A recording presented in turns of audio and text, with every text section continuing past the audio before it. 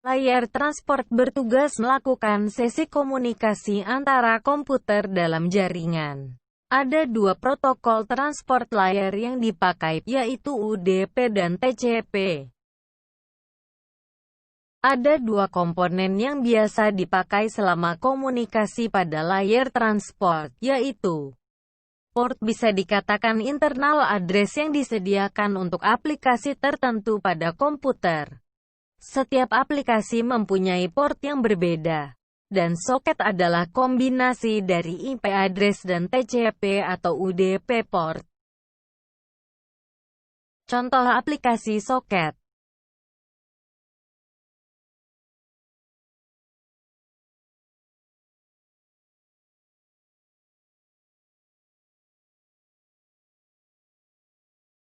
TCP adalah protokol connection oriented, yang artinya data hanya bisa ditransmisikan setelah ada proses negosiasi terlebih dahulu antara pengirim dan penerima.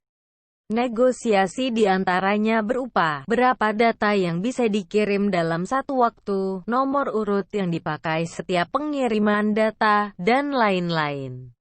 TCP biasanya adalah komunikasi full duplex, yang artinya setiap host yang berkomunikasi mempunyai dua channel logical untuk mengirim dan menerima pesan. TCP juga mensupport flow control untuk menghindari terlalu banyak data yang dikirim pada satu waktu dan overload pada jaringan router.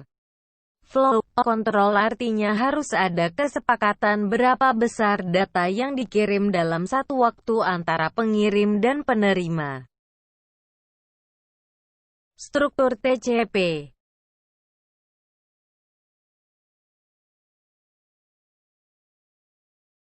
TCP header panjangnya bervariasi. Panjang minimal 20 bytes.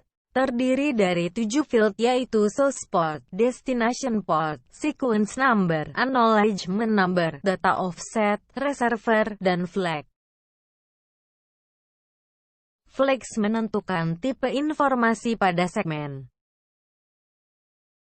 Ada 3 tahap komunikasi, yaitu connection setup, data transfer, dan connection release. Koneksi TCP diawali oleh prosedur yang biasa disebut dengan three-way handshake.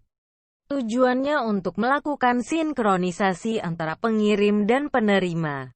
Untuk setup koneksi, host melakukan session inisialisasi dengan men-set flag sinkronisasi ke 1.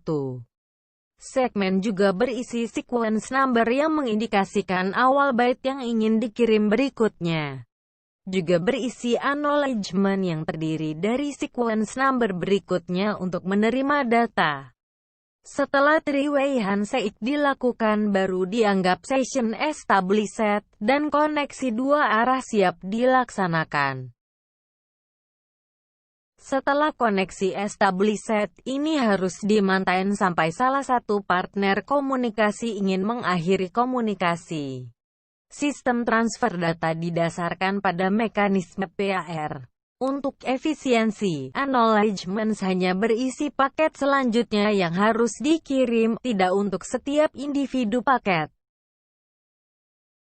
Untuk melakukan transmisi data, penerima menyiapkan buffer. Untuk mekanisme ini TCP menggunakan mekanisme sliding windows.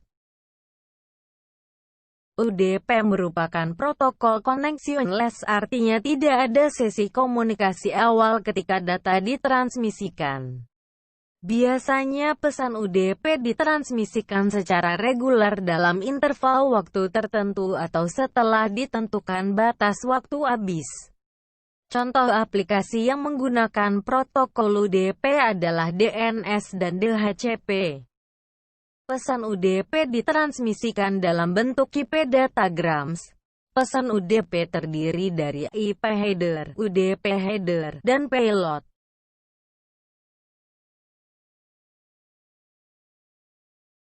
Header UDP mempunyai panjang yang tetap, yaitu 8 bytes, terdiri dari 4 field, source port, destination, length field, dan checksum.